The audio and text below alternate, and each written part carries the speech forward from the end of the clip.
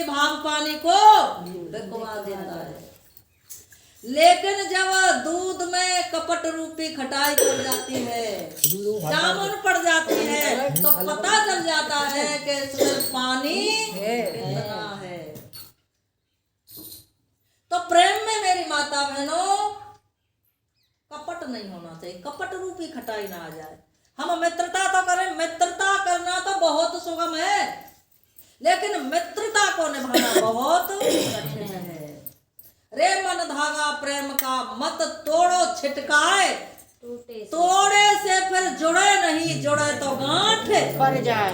जय हो। एक बार जब धागा टूट गया उसको जोड़ेंगे तो गांठ तो पड़ जाएगी। इसी प्रकार से जब प्रेम में कपट रूपी खटाई आ जाती है तो फिर उसे जोड़ने की कोशिश करें तो वो बात तो आ जाती, इसने मेरे साथ में ऐसा किया, धोखा किया, झूठ बोला, वो गांठ पड़ जाती है। इसलिए मेरी माता बहनों मित्रता करें, लेकिन मित्रता में मित्र से अगर कोई गलती हो जाए तो निसंकोच होकर के बता देना चाहिए कि ऐसे और ये बात ऐसे है। इसलिए कपट रूपी खटाई ना आ जाए मित्रता में। पत्नी से अगर गलती हो जाए तो बता देना चाहिए पति को, पति से गलती हो जाए तो पत्नी को बता देना चाहिए। इसलिए प्रेम में कपट रूपी खटाई ना आ जाए, क्योंकि मेरी माता बहनों ये दो दिल परमात्मा की कृपा से बड़ी मुश्किल से मिलते हैं। इसलिए पत्नी के प्रेम में कोई कपट रूपी खटाई ना आ जाए। सती ने यहां भगवान से छुपाया, झूठ बोल दिया, और अहिल्या को श्राप लगा। अहिल्या ने छुपाया नहीं, कहीं छुप के नहीं बैठी, कहीं कमरे में बंद नहीं हुई, मैदान में बैठ गई अपने प्राणों को सकोरते। जैसे कछुआ अपनी इंद्रियों को जब समेट लेता है तो उसके ऊपर, कछुए के ऊपर कितने भी पत्थर मारो, कितने भी डंडा मारो, कितने भी कुछ करो, लेकिन कछुए पे कोई फर्क। ऐसे ही मेरी माता बहनों संसार से हम अपनी इंद्रियों को समेट लेते हैं।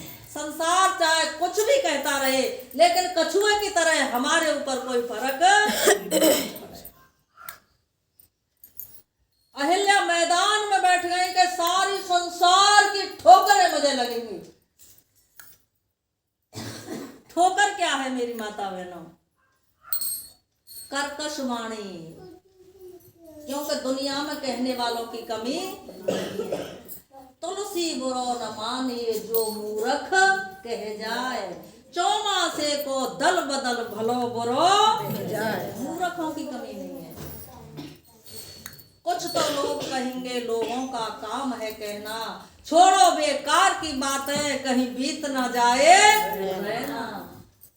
संसार तो ऐसा ही कहता ही रहेगा। अहिल्या ने समझा सारे संसार की जब मुझे ठोकरें लगेंगी, जब मेरे पाप नष्ट हो जाएंगे दुनिया की ठोकर खा खा करके, तो एक दिन वो आएगा राम की मुझे ठोकर लगेगी तो मेरा उद्धार हो जाएगा।